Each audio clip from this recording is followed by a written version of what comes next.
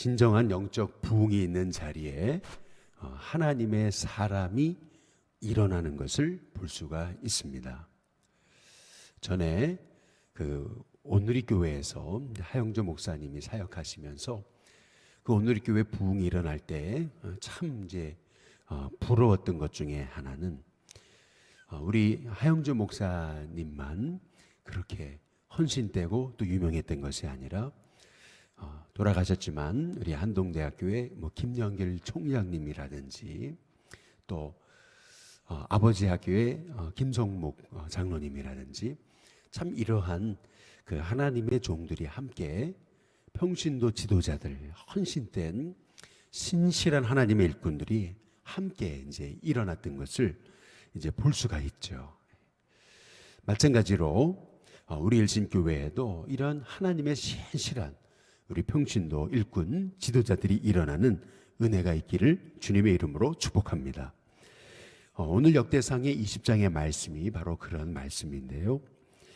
20장의 말씀도 우리가 어제 역대상 19장의 말씀처럼 다윗이 가는 곳마다 또 승리하게 되는, 또 이기게 되는 그러한 장면에 관한 그러한 말씀인데요. 특별히 오늘 말씀에서는 다윗이 승리했다기보다는 다윗의 신하들이 승리한 그런 내용들을 특별히 기록해 놓고 있는 것을 볼 수가 있습니다. 20장 1절에 보면은 해가 바뀌어 왕들이 출전할 때가 되매, 왕들이 출전할 때가 됐습니다. 그런데 누가요? 요압이 이렇게 얘기를 하거든요. 실은 오늘 이 말씀, 이 역대상 20장 1절에 해가 바뀌어 왕들이 출전할 때가 되매라고 하는 말씀이 또 나오는 성경의 구절이 있죠. 그게 사무엘하 11장 1절입니다. 거기 보면 다윗이 범죄하는 장면이 나와요. 그런데 오늘 여기 20장에 보면은 그 내용은 싹 사라집니다. 그리고 단지 요압이 랍바를 쳐서 결국 함락시키는 그러한 말씀이 나오거든요. 그리고 또한 오늘 4절에도 보시면은 이제는 이후에 블레셋 사람들과 게셀에서 전쟁할 때의 후사 사람 십부개가 이렇게 얘기를 해요. 키가 큰 자의 아들 중에 10배를 쳐 죽이매 그들이 항복했다. 이렇게 나옵니다. 또 5절에도 다시 그랬어요.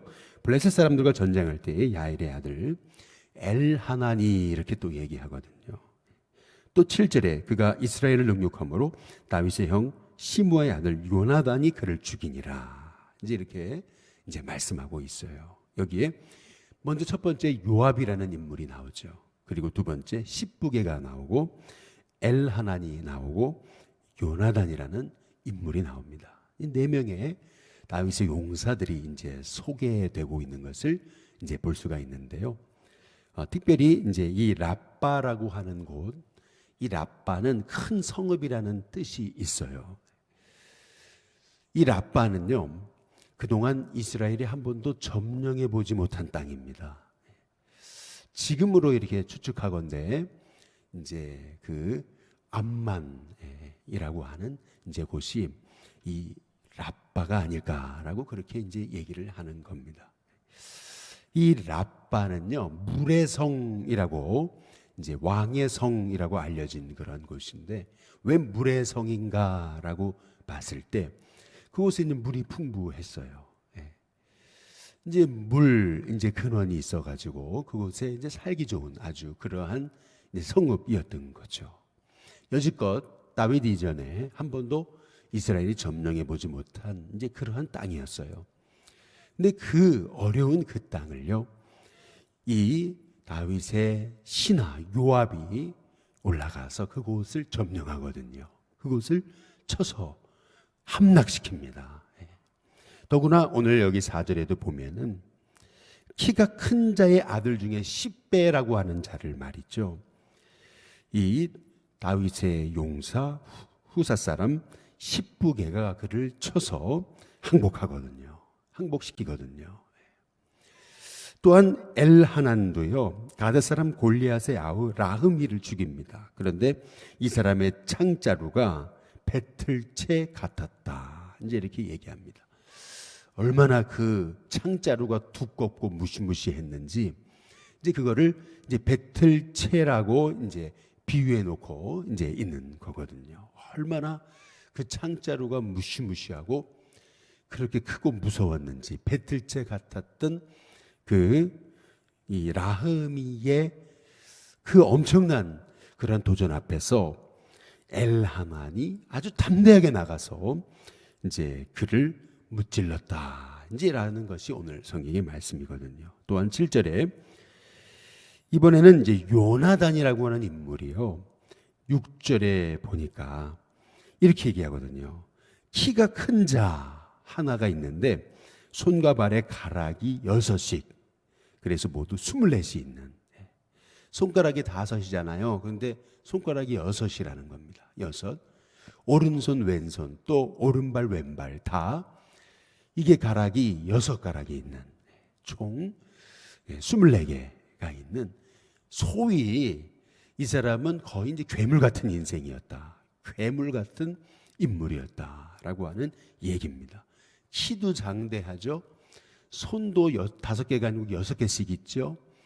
발도 그렇죠. 아주 그냥 무시무시한 그런 인물이었는데 그 인물을 그가 이스라엘을 능욕함으로 다윗의 형 시므아의 아들 요나단이 그를 죽였다. 이제 이렇게 이제 말씀하고 있는 이 기사들을 오늘 이렇게 이 역대이상 20장에 1절에서 8절에 이렇게 기록해 놓고 있는 이유 중에 하나는 다윗이 함께 했던 그러한 그 용사들, 군사들, 그 신하들, 부하들이 이렇게 출중하고 헌신되고 그렇게 용사들이었다라고 하는 것을 오늘 성경이 이제 말씀하고 있는 것이거든요. 로마서에도 16장에 보시면은 사도 바울과 함께 했던 하나님의 종들의 이름이 나오잖아요. 그 중에서 이제 대표적인 사람이 브리스길라 아굴라 아니겠습니까? 저들은 나를 위해서 복음을, 하나님 그리스도를 위해서 목도 내놓았다. 이제 그렇게 얘기할 정도로 말이죠. 마찬가지로 신실한 하나님의 종들이 일어났던 그 하나님의 역사를 지금 오늘 이 역대상 20장에서 이제 기록해 놓고 있는 거거든요. 진정한 영적 부흥이 일어나는 곳에 하나님의 사람이 일어납니다. 하나님의 사람이 우후죽순 일어나서 주님의 복음을 위해서 그렇게 헌신하는 일들이 일어나게 된다는 거죠. 마찬가지로 우리 일신교회 가운데도 이런 신실한 하나님의 일꾼들이 일어나서 주님의 교회를 섬기고 주님의 복음의 역사를 일으키는 그런 귀한 역사가 있게 되기를 주님의 이름으로 축복합니다. 근데 오늘 여기 말씀에서 우리가 주목해 볼 것이 있어요. 그것은 역대상 20장의 오늘 1절부터 8절 이 말씀이 그냥 한 시즌에 일어난 것 같은 그러한 말씀처럼 보이죠. 그러나 오늘 말씀은요, 사무엘하로 이제 비춰서 이제 말씀을 살펴보게 되면은 사무엘하 11장에서부터 그리고 사무엘하 21장까지에 나와 있는 그러한 말씀 중에서 다윗의 그 신하들, 용사들이 했던 일에 대해서 부각해 놓고 있는 겁니다. 사무엘하 11장부터 21장의 역사 중에서 다윗이 실수하고 잘못하고 다윗이 넘어졌던 부분들, 이제 이런 부분은 다 생략해 놨어요. 그리고 오로지 그의 신하들이 나아가서 그 블레셋을 이기고 그리고 라빠를 정복한 이제 그러한 일들에 대해서 기록해 놓고 이제 있는 거거든요. 근데 사무엘하고 특별히 이제 다른 부분이 있어요. 그것이 뭐냐면은 요압이 라빠를 쳐서 이제 정복시킬 때 이제 마지막 이제 정복만 남은 거거든요. 근데 그때에 사무엘하에서는 22장에 이제 그렇게 기록해 놓고 있어요. 마지막 정복만은 다윗이 할 수 있도록 다윗에게 전가를 보내서 다윗이 급히 백성들을 이끌고 출전해 가지고 라빠를 다윗이 정복하는 것으로 나와 있습니다.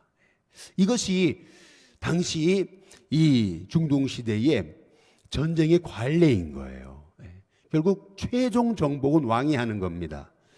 근데 어찌 보면은 사무엘하의 말씀이 조금 더 이제 정확한 당시의 기록이라고 할 수 있어요. 그런데 오늘 여기 20장 1절에 보면은 이렇게 나와 있습니다. 같이 한번 읽어보겠습니다. 같이 있습니다. 시작. 해가 바뀌어 왕들이 출전할 때가 되매 누가요? 주어가 요압입니다. 요압이 그 군대를 거느리고 나가서 암몬 자손의 땅을 격파하고 들어가 랍바를 에워싸고 다윗은 예루살렘에 그대로 있더니 요압이 랍바를 쳐서 함락시키매 이렇게 되어 있거든요.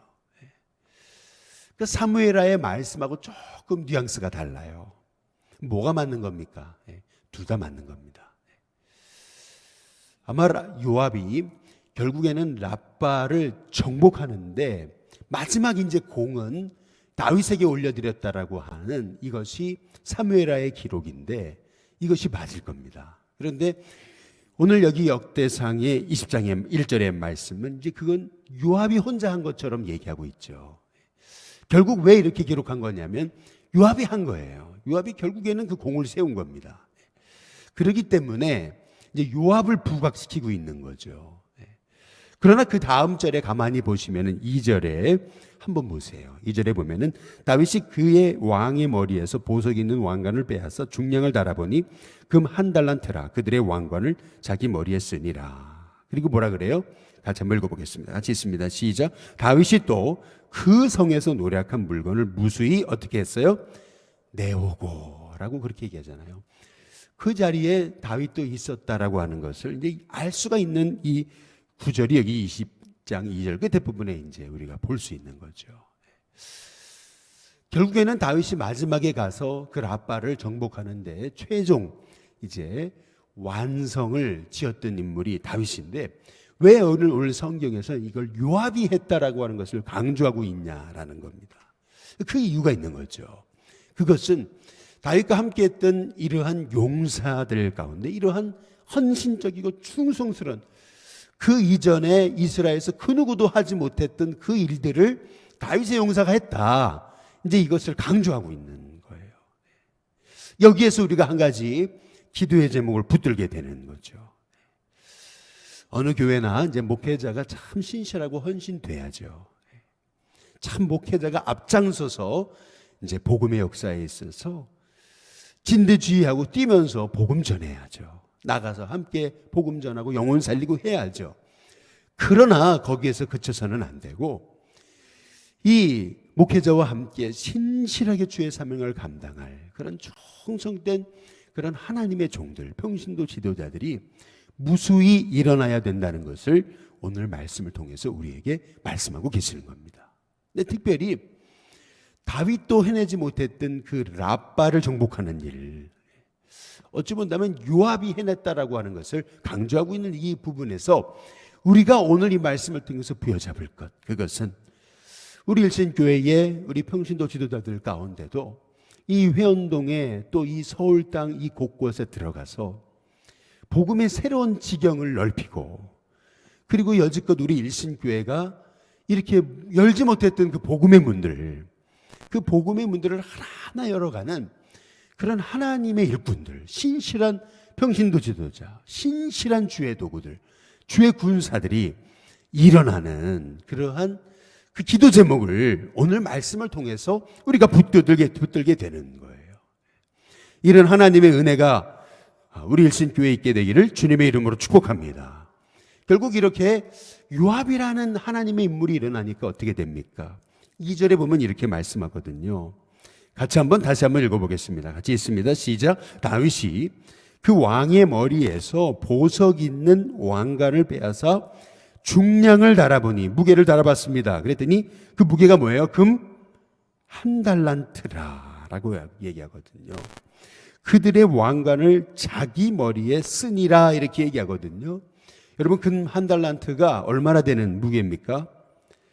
34kg이 넘는 무게입니다. 그렇다면 그 34kg이 넘는 그 무게를 지금 강조하고 있는 이유가 뭘까요?